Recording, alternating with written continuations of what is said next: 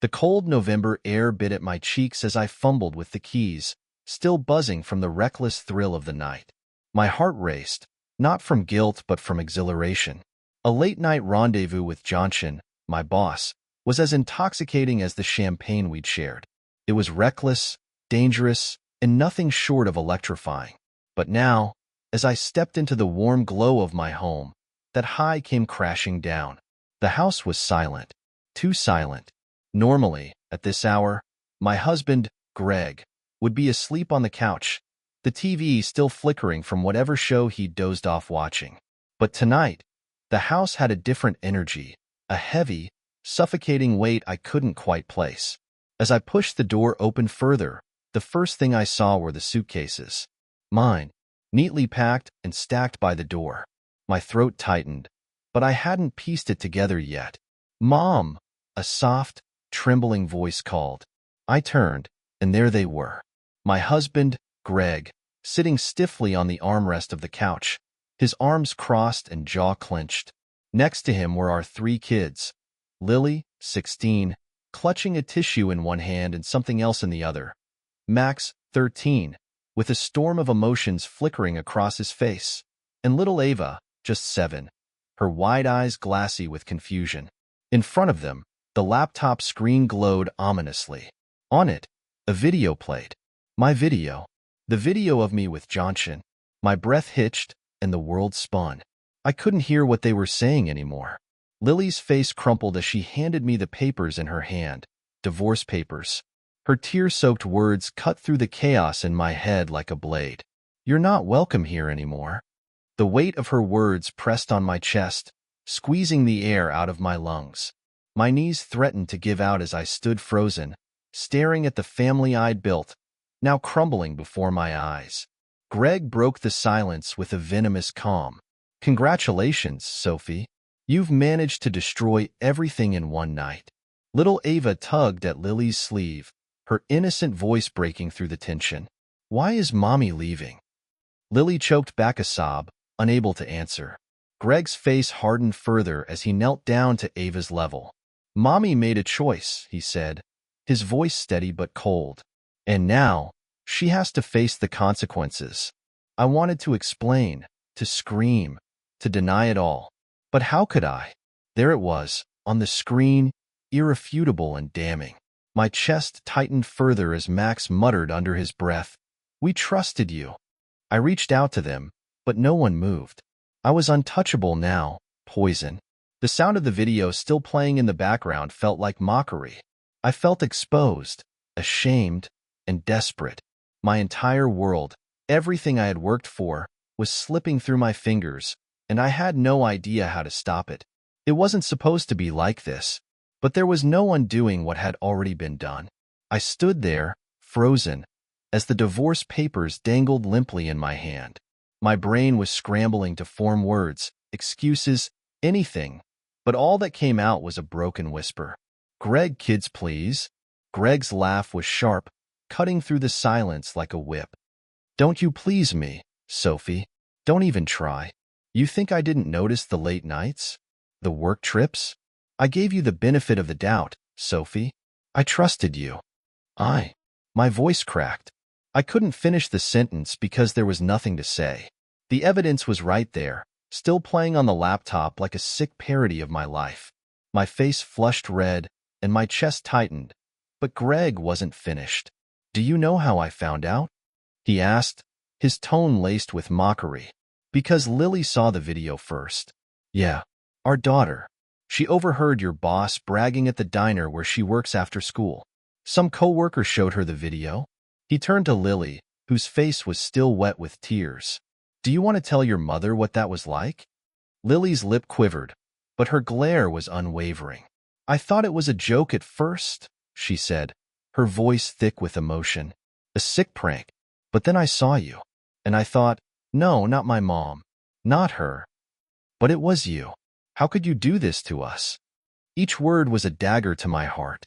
I wanted to speak, to explain, to say that it wasn't what it looked like. But who was I kidding? It was exactly what it looked like. "I didn't mean for it to," I started. But Greg cut me off. "Don't you dare say you didn't mean it." You don't just accidentally sleep with your boss. His voice rose, and Ava flinched. He caught himself, lowering his tone as he pulled her into his lap. You've ruined this family, Sophie. Do you even care what you've done to your kids? Tears blurred my vision as I looked at Max. He had always been my quiet one, my thinker, but now he looked at me with a coldness I didn't recognize. We thought you loved us, he said softly, his words stabbing deeper than Greg's ever could. Guess we were wrong. I do love you, I choked out, my voice barely audible. Then why did you do it? Max asked, his tone blunt and unforgiving. I don't know, I admitted, the words tumbling out before I could stop them. It was the truth, and it felt as hollow as I did in that moment. I didn't have a good answer. I'd been reckless, selfish, and caught up in something I couldn't control. That's not good enough, Mom, Lily said, standing up. Her shoulders were shaking, but her resolve was clear. You're not staying here. You're not part of this family anymore. Greg nodded, his face like stone. The kids are right. You're leaving tonight. I stepped forward, desperation clawing at me. Greg, please. Can't we talk about this? Can't we? Talk? Greg said with a bitter laugh. Oh, now you want to talk? Where was that when you were sneaking around behind my back? Or when you were lying to my face? No, Sophie. There's nothing to talk about. Take your things and go. I glanced at the kids again, hoping for even a flicker of sympathy, but there was none. Just heartbreak, disappointment, and anger. I have nowhere to go, I said, my voice barely above a whisper. Greg leaned back, holding Ava close. Not my problem. Should have thought of that before. I felt like the walls were closing in on me, the weight of their judgment crushing me. There was no going back, no undoing what had been done. My family, the people I loved most in the world, had turned their backs on me, and I had no one to blame but myself. For the first time in my life, I was truly, completely alone. The front door loomed ahead of me like a gateway to purgatory. Behind me, the accusing silence of my family pressed down on my shoulders, heavier than the suitcase I now dragged. My mind raced for a way out of this nightmare, but the sharp reality of Lily's voice snapped me back. Don't forget your keys. She tossed them at me, the jangling sound echoing in the tense air. You won't need them anymore. I caught the keys reflexively, though my hands were trembling. My eyes searched hers, hoping for even a flicker of hesitation, but her gaze was unyielding. At 16, Lily had always been fiercely independent, but this was a side of her I had never seen. An icy resolve that broke me further. I tried again, my voice cracking. I'm so sorry. She crossed her arms, tears still glistening on her cheeks. Sorry doesn't fix this, Mom. It doesn't fix us.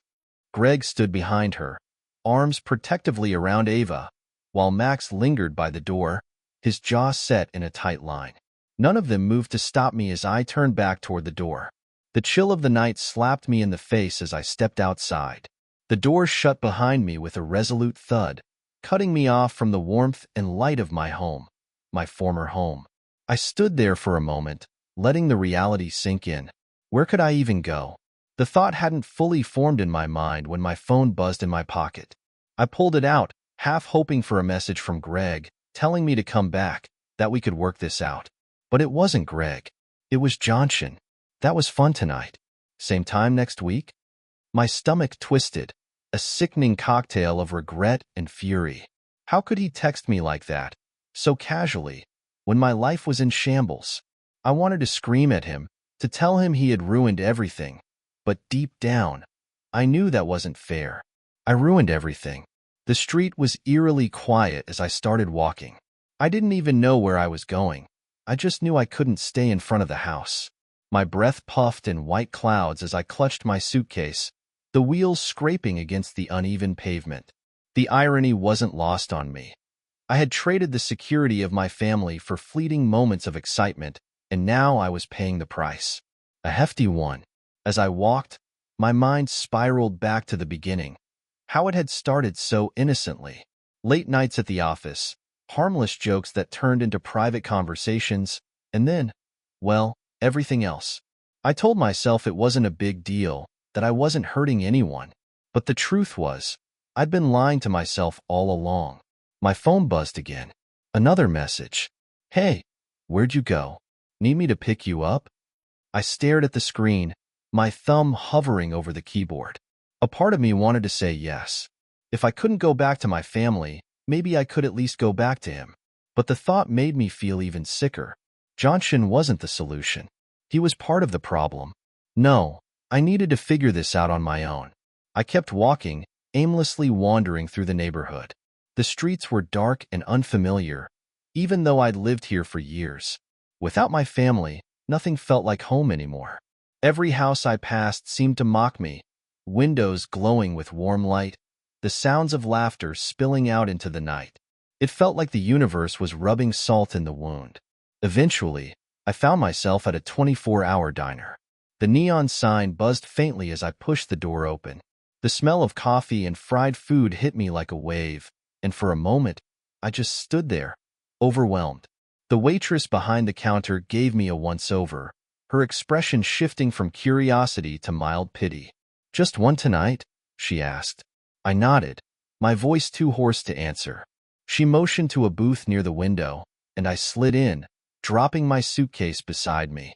The faux leather seat creaked under my weight as I leaned forward, burying my face in my hands. What the hell have I done?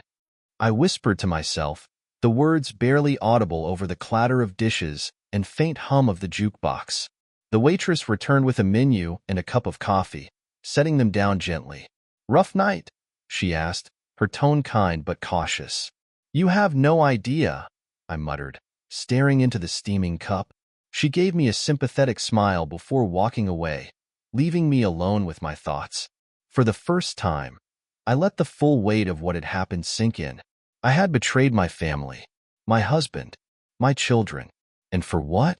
A fling that now felt meaningless. As the coffee cooled in front of me, so did my resolve. I couldn't undo what I had done, but maybe, just maybe, I could find a way to make things right. Or at least, that's what I told myself as the hours ticked by. The diner was the kind of place where time seemed to stand still. The hum of fluorescent lights mixed with the quiet murmur of late-night patrons, mostly truckers and a few lone souls nursing their coffees like lifelines.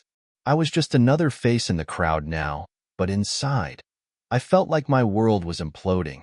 My phone buzzed again. I hesitated, staring at it for a moment before picking it up. Another text from Johnson. "You okay? You're being weird." Weird? My teeth clenched. How could he be so oblivious? My entire life had just gone up in flames, and he was asking me if I was being weird? My thumb hovered over the screen.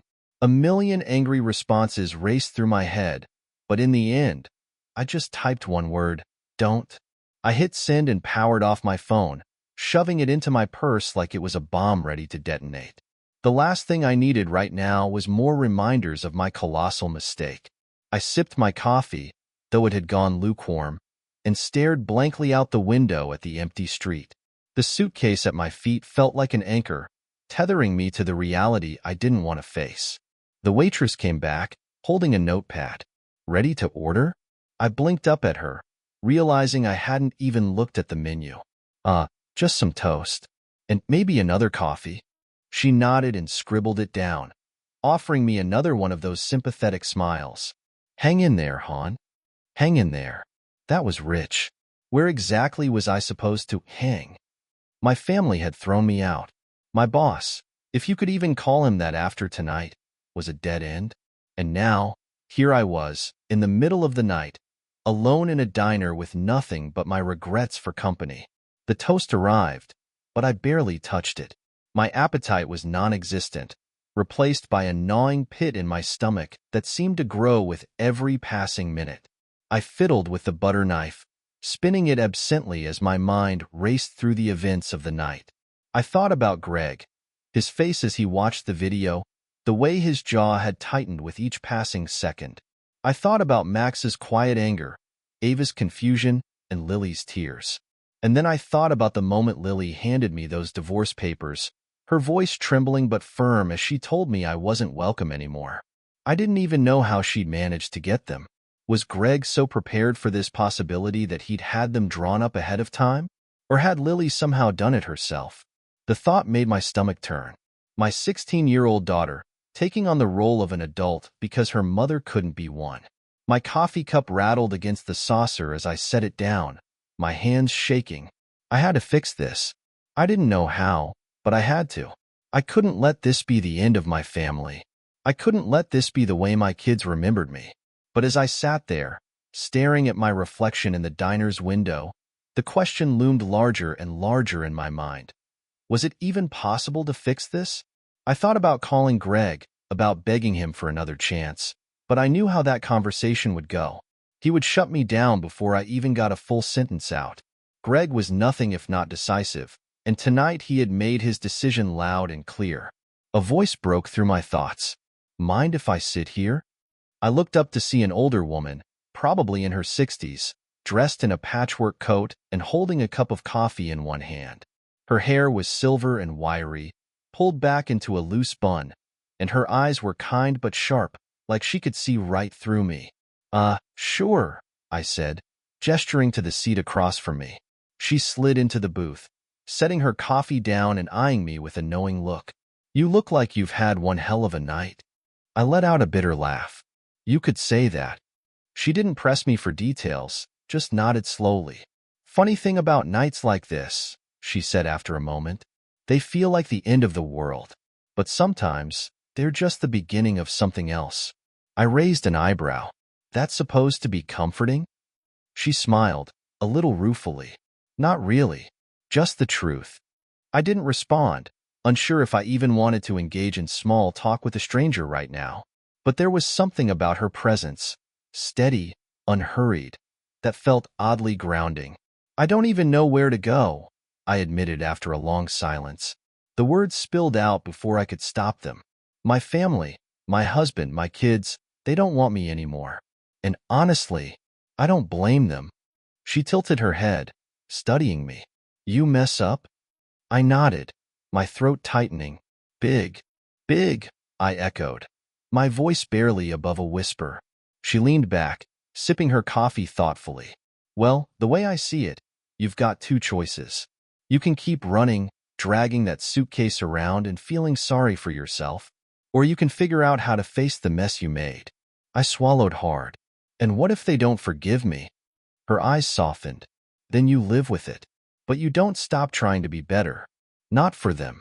For you. Her words hit me harder than I expected.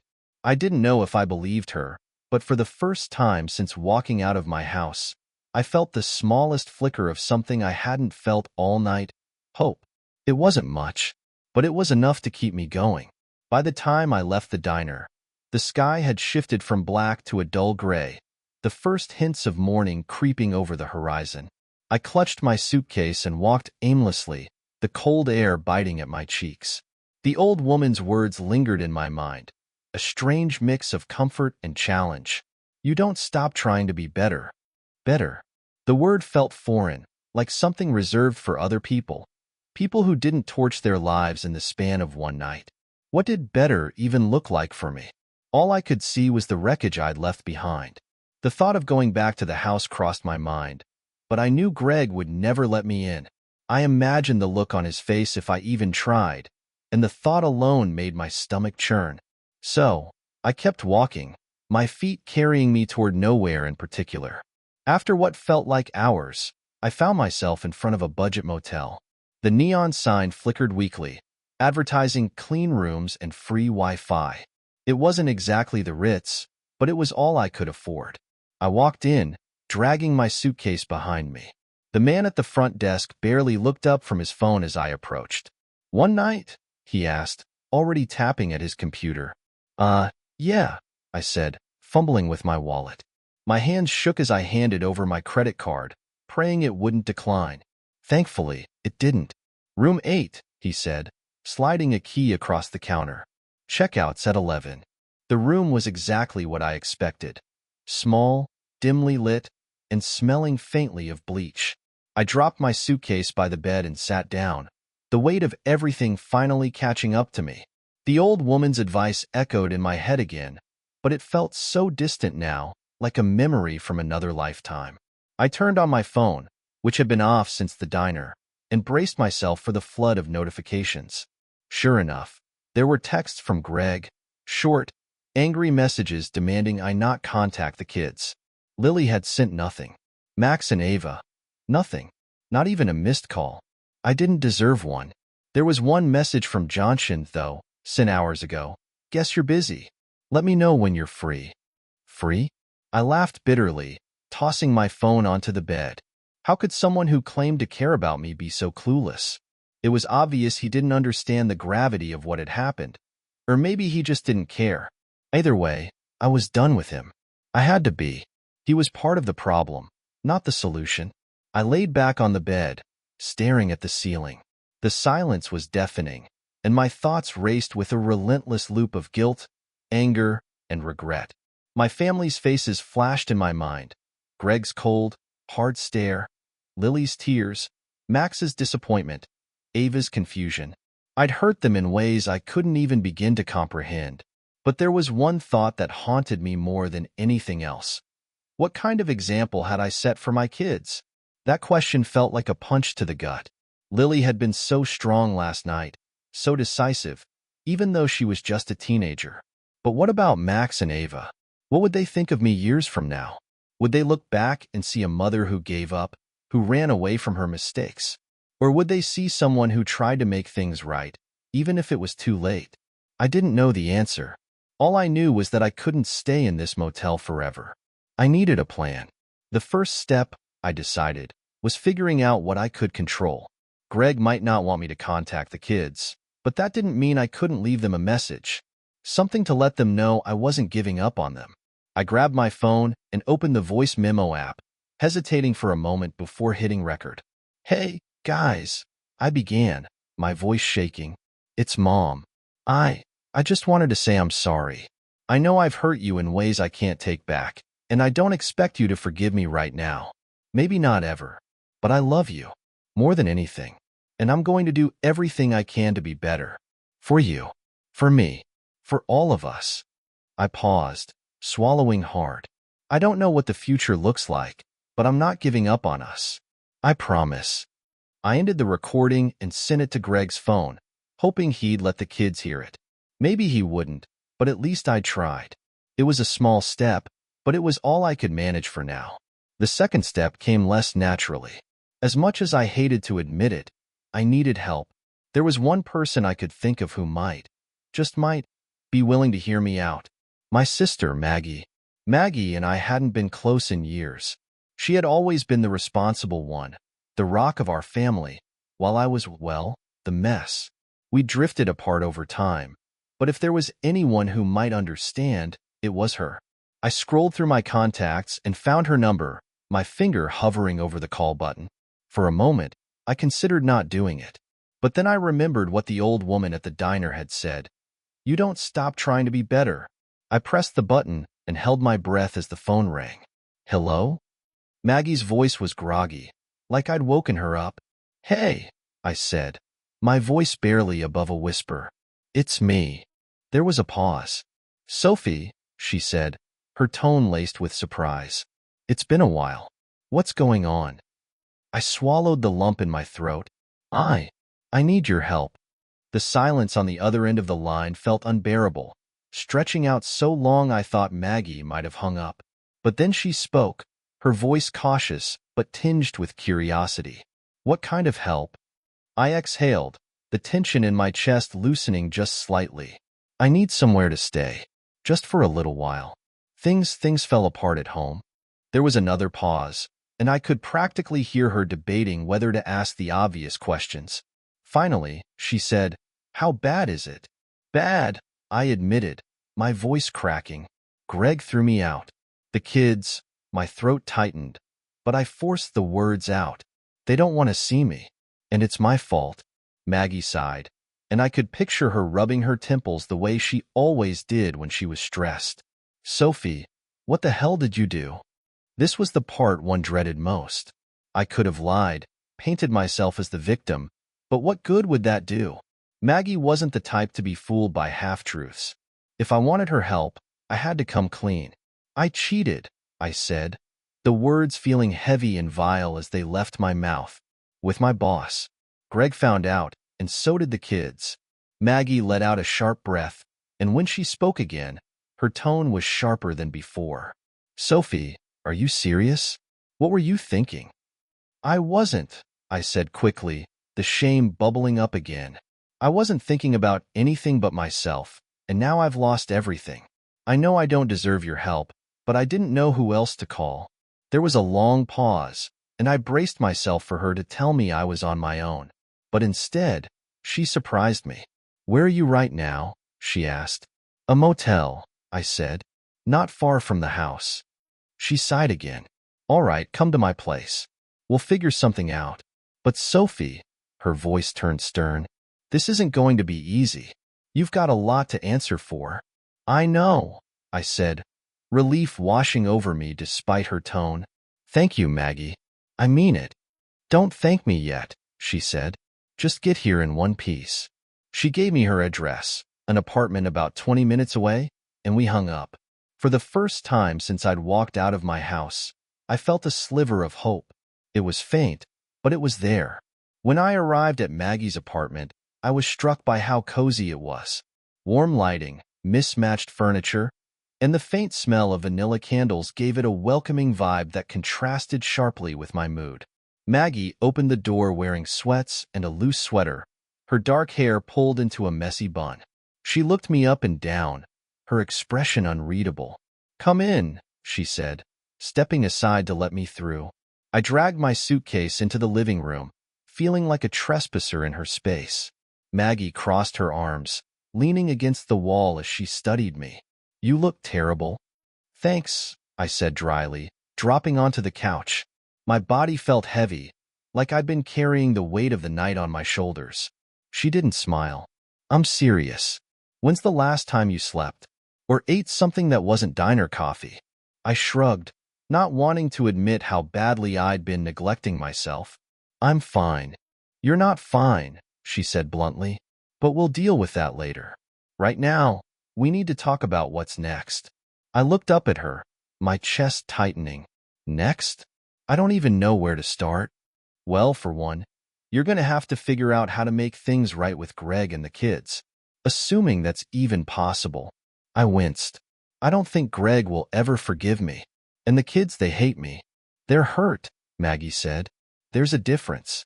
And honestly, they have every right to be angry. But that doesn't mean it's over. Not if you're willing to do the work. What work?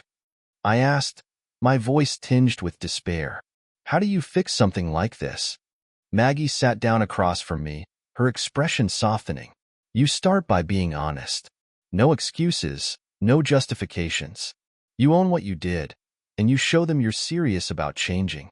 And then you let them decide if they want to forgive you. I swallowed hard, the enormity of her words sinking in. What if they don't? Then you live with it, she said simply. But at least you'll know you tried. Later that evening, Maggie made me sit down and write a letter to Greg and the kids. She said it was a way to organize my thoughts, to say what I couldn't say face to face right now. I stared at the blank page for what felt like an eternity, the words refusing to come. You don't have to make it perfect, Maggie said from the kitchen, where she was making tea. Just write what's in your heart. I sighed and picked up the pen, my hand trembling as I began. Dear Greg, Lily, Max, and Ava, I don't know where to start, because I don't know if words can fix what I've done. But I need you to know that I am so sorry. Not just for the mistake I made, but for the pain I've caused each of you. I was selfish, and I didn't think about how my actions would affect the people I love most in the world. Greg, you've been my rock for so many years, and I betrayed your trust. I'll never forgive myself for that. Lily, you're so strong, stronger than I ever realized. I hate that I put you in a position where you had to be the adult. Max, I know you're angry with me, and you have every right to be. But please know that I love you, and I'll do whatever it takes to earn your trust again. And Ava, my sweet girl, I'm so sorry for confusing you and making you feel like your family isn't safe. I'll never stop trying to be the mom you deserve. I don't expect you to forgive me, but I hope someday you'll see that I'm trying to change. not just for you, but because I want to be someone you can be proud of again. I love you all more than words can say. Sophie/Mom. I stared at the letter, tears blurring my vision. It wasn't enough, not even close, but it was a start. And for the first time in a long time, I felt like maybe I could take the next step. I stood outside my old house, heart pounding as I stared at the familiar front door. It felt like a stranger's home now, the life inside moving on without me. The thought made my throat tighten. Every instinct told me to turn back, to avoid the humiliation of facing Greg and the kids again. But Maggie's words echoed in my head. You need action. With a shaky breath, I knocked.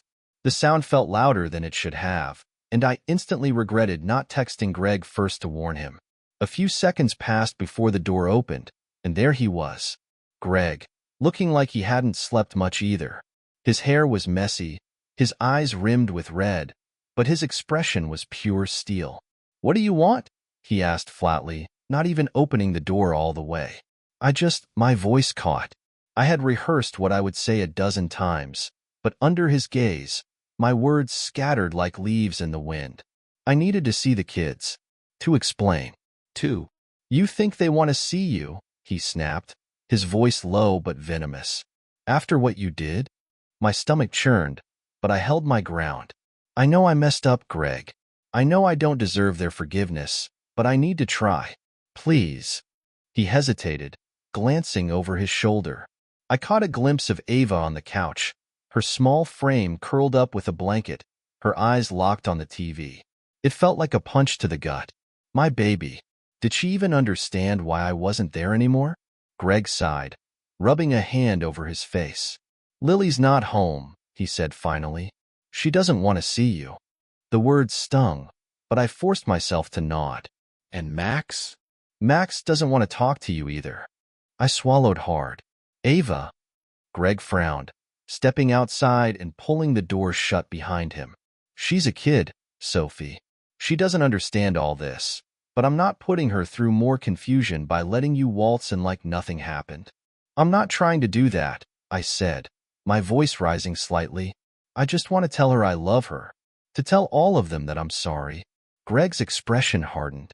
You don't get to come here and unload your guilt on them because you feel bad. You should have thought about them before, he gestured vaguely, but we both knew what he meant. Tears burned at the edges of my eyes, but I blinked them away. I'm not giving up on them, Greg, or on us. His bitter laugh cut through the cold air. Us? There is no us, Sophie. You killed at the moment you decided he was worth more than your family. The words hit like a slap, but I didn't move. I couldn't. I know I hurt you, Greg. I know I broke your trust, but I still love you. Love? His voice cracked, his anger flaring. If this is your idea of love, I don't want any part of it. Before I could respond, the door creaked open. Ava stood there, clutching her blanket and looking up at us with wide, curious eyes. Mommy, she said softly. My breath caught in my throat. Hi, sweetheart, I said, my voice trembling. I missed you so much. Greg turned to her, his expression softening slightly. Go back inside, Ava. Mommy's just leaving. No, I said quickly, stepping forward before I could stop myself. Ava, I love you. I'm so sorry I haven't been here. My voice cracked as tears spilled down my cheeks. I want you to know I'll do anything to make this right. Okay. Ava stared at me for a long moment, her little brow furrowed in confusion. Then, without a word, she turned and walked back inside, letting the door close softly behind her. Greg turned back to me, his jaw tight. You should go, Sophie. I nodded, defeated. Can you at least tell them I'm trying? That I'm not giving up? He didn't respond, just stared at me for a moment before heading back inside. The door shut with a quiet finality, leaving me alone on the porch. I stood there for a long time, the weight of their rejection pressing down on me like a heavy stone. But even as I walked away, something deep inside me refused to give up. This wasn't the end. It couldn't be. The walk back to Maggie's apartment felt longer than it should have. My legs moved on autopilot while my mind replayed the encounter with Greg. His words had cut deep, but it was the look on Ava's face that lingered the most. She wasn't angry like the others, just confused, like she didn't understand why her world was suddenly upside down. That made it worse somehow.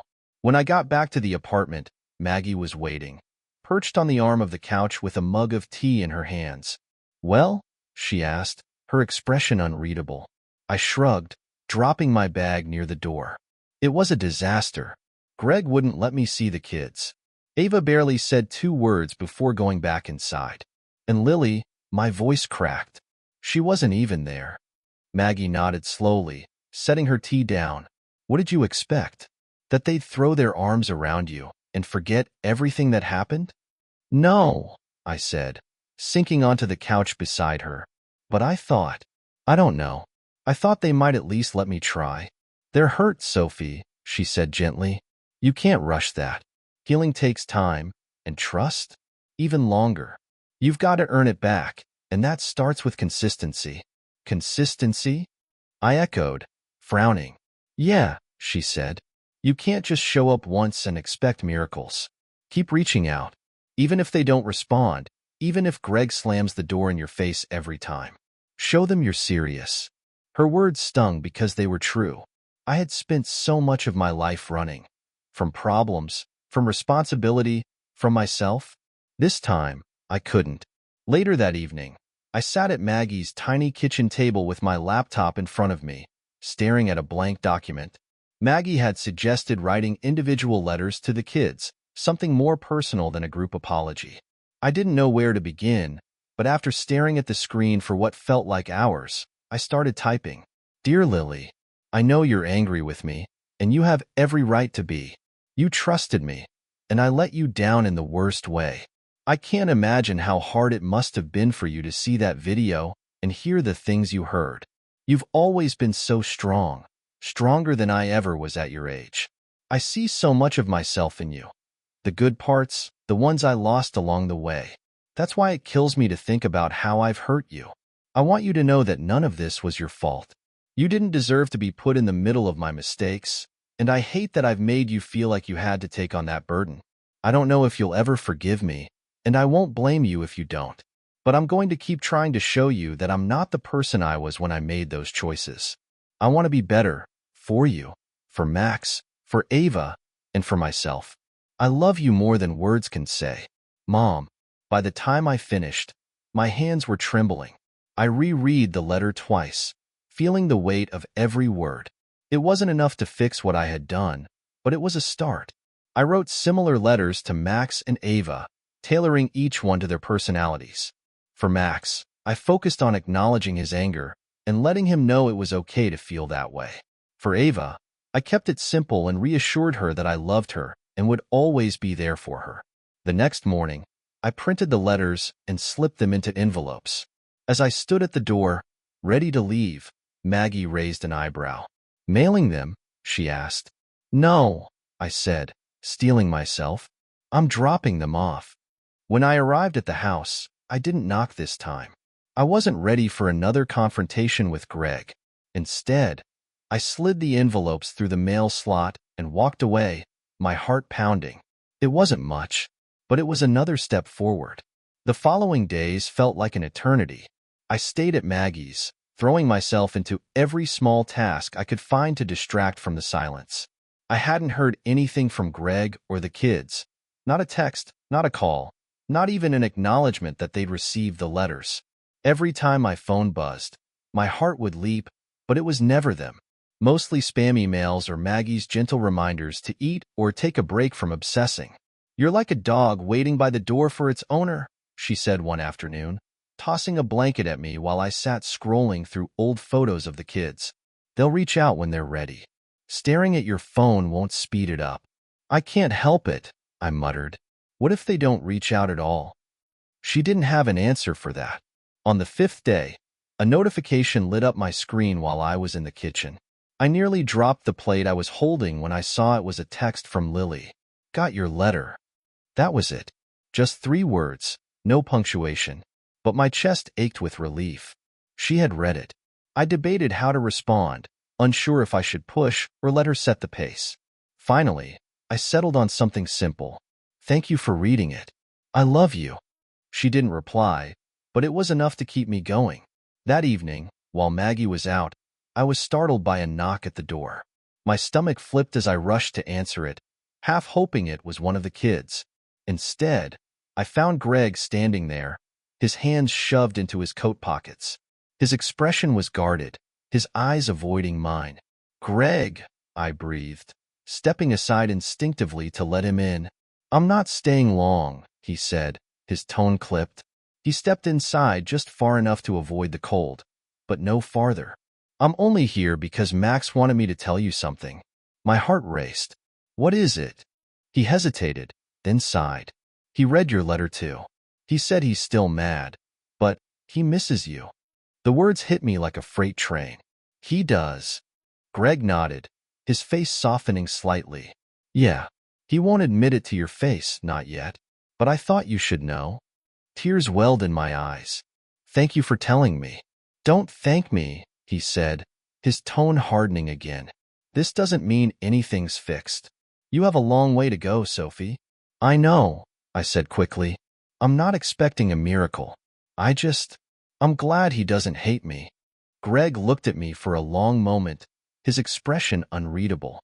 "He doesn't hate you. None of us do. But that doesn't mean things are okay." I nodded, swallowing the lump in my throat. "I understand." Without another word, he turned and left, the door clicking softly behind him. That night, I sat on the couch in the dark, clutching a throw pillow to my chest. It wasn't a victory, but it wasn't a defeat either. For the first time in days, I felt a tiny crack in the wall between me and my family. It wasn't much, but it was a start. The following day brought another surprise. It was mid-morning when my phone buzzed again. This time, it was a message from Max. "Can we talk?" I stared at the screen, rereading the words over and over to make sure I wasn't imagining them. Max wanted to talk. My logical mind told me not to get my hopes up. This was probably going to be painful, not some magical reconciliation. But my heart didn't care. "Of course," I replied quickly, adding, "Anytime, Max. Just let me know." A few minutes later, he responded, "Can you meet me at the park near our house? Around 3? The park was a place we used to go as a family when the kids were younger. I hadn't been there in years, and as I walked toward the bench Max had specified, memories of happier times flooded my mind. I could almost hear Ava's giggles as she played on the swings, Lily's machinoid tone as Max challenged her to yet another race across the field. Max was already sitting there when I arrived, his shoulders hunched as he stared at the ground. He looked older than his 13 years, taller, more serious, with a gravity in his expression that no child should have to carry. "Max," I said softly, approaching the bench. He glanced up, his eyes flicking to mine for only a second before dropping again. "Hey." "Hi," I said, sitting down a cautious distance away. "Thanks for meeting me." He shrugged, fidgeting with the hem of his hoodie. I wasn't sure if I wanted to at first. "I understand," I said. "You don't have to say anything you're not ready to say." For a while, he didn't speak. The silence stretched between us, heavy and awkward, but I didn't push. Finally, he let out a deep breath. "I don't get it," he said quietly. "Why would you do that? Why would you ruin everything?" The raw pain in his voice nearly broke me. "I don't have a good answer," I admitted. "I was selfish, and I wasn't thinking about how it would hurt all of you.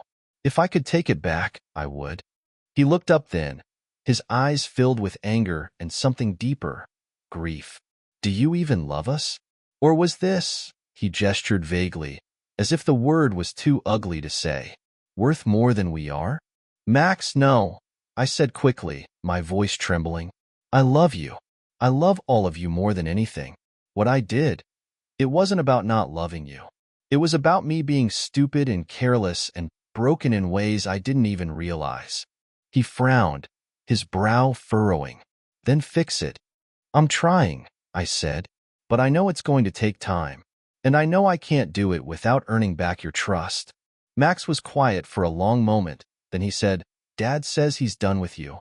The words were blunt, like a punch to the gut, but I forced myself to stay calm. I know, and that's his choice to make. Are you done with us? He asked, his voice barely a whisper. No, I said firmly. Never. I will never give up on you, Max. On any of you.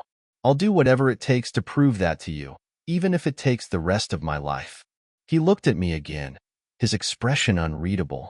You promise? I promise, I said, tears streaming down my face. He nodded once, then stood up. Okay. Okay. I asked, startled. I mean, we'll see, he said, stuffing his hands into his pockets. But you better not screw up again. I won't, I said quickly. He didn't respond, just turned and started walking away. I watched him go, my heart swelling with cautious hope. It wasn't forgiveness, not yet, but it was something, and that was enough. For now. Max's words lingered with me long after he left. You better not screw up again. They were both a challenge and a lifeline, a reminder that while the door to my family wasn't fully open, it wasn't entirely closed either. When I returned to Maggie's apartment, I found her sitting on the couch with a crossword puzzle in her lap, her glasses perched on the tip of her nose. She glanced up as I came in, taking one look at my face before setting the puzzle aside. Good news or bad news? She asked. Both, I think, I said, collapsing into the chair across from her. Max met me at the park. We talked. Her eyebrows lifted in surprise. Well, that's something. How'd it go? I sighed. He's still angry, which he has every right to be. But he said he misses me, and he wants me to prove I'm serious about fixing things. Maggie nodded, her expression thoughtful. Sounds like he's giving you a shot. Don't blow it. That's the plan, I said dryly. She leaned forward, resting her elbows on her knees. What about the other two? Heard anything from Lily or Ava? Nothing, I admitted, my stomach tightening at the thought. Lily's still completely shut off, and Ava, Greg won't let me near her. Maggie frowned. He's protective, which makes sense, but you can't let him shut you out forever. If Ava's confused, that's all the more reason for you to be there. I know, I said, but how do I get through to her if Greg won't even let me talk to her? Maggie tilted her head, considering. Maybe the key isn't going straight to Ava. Maybe it's showing Greg that you're not the same person who walked out of that house a week ago. I groaned, leaning back in the chair. Greg doesn't want to hear anything from me, Maggie. He made that clear. Doesn't mean you shouldn't try, she said firmly. I knew she was right. Greg might be furious with me, but he was still the gatekeeper to my kids, especially Ava.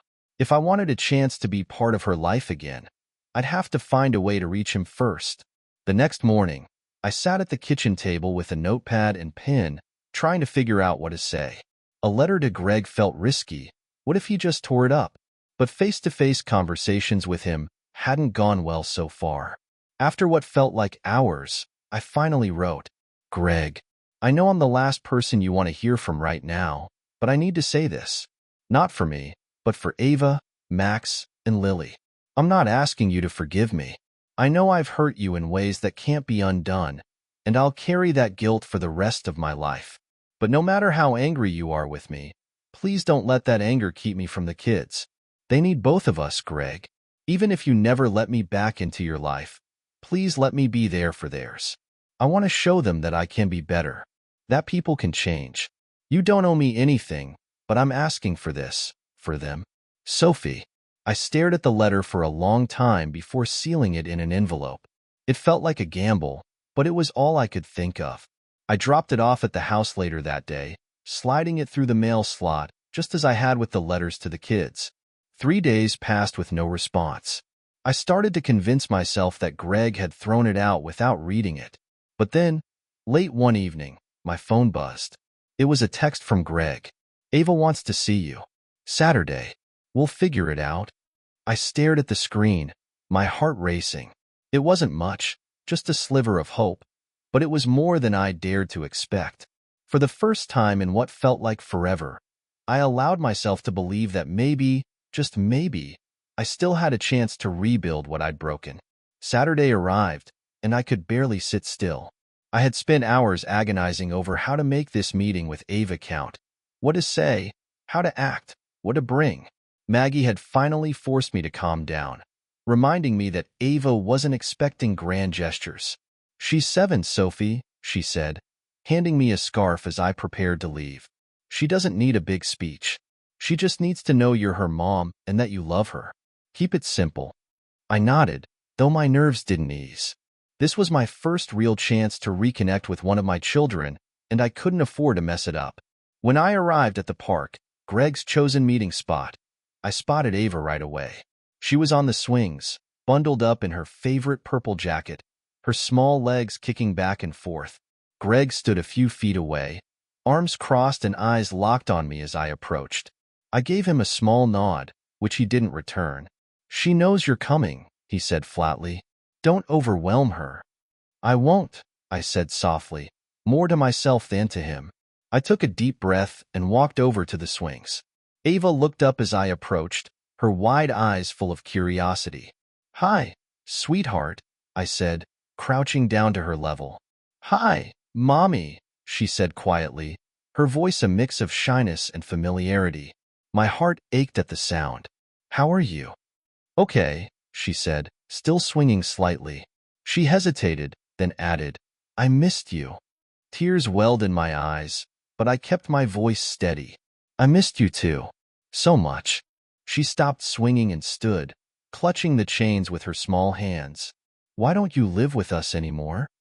Her question was like a knife to the chest. I glanced over my shoulder at Greg, who was watching us like a hawk, then turned back to Ava. "I made a big mistake," I said carefully, "and because of that, I needed to take some time to fix things." "Are you gonna come home?" she asked, her voice tinged with hope. "I don't know yet," I admitted, my throat tightening. "But no matter where I live, I'll always be your mom, and I'll always love you." She stared at me for a moment, her brow furrowed in thought. Then, to my surprise, she stepped forward and wrapped her arms around my neck. "I love you too," she whispered. I held her tightly, my tears spilling over as I buried my face in her soft curls. For the first time in weeks, I felt a glimmer of peace. After a while, Ava pulled back and gave me a small smile. "Can we go on the slides?" I laughed, wiping my eyes. "Of course." Greg walked over as Ava ran toward the playground, his expression still guarded but less hostile than before. "She seems happy," he said. "She's incredible," I replied, watching her climb the ladder to the slide. Greg was quiet for a moment, then said, "This doesn't mean anything's changed. Between us, I mean." "I know," I said, "but thank you for letting me see her." He nodded, his face softening slightly. "For her, not for you." "I understand." We stood there in silence, watching Ava play. It wasn't a resolution, not by any stretch, but it was a step forward. And for now, that was enough.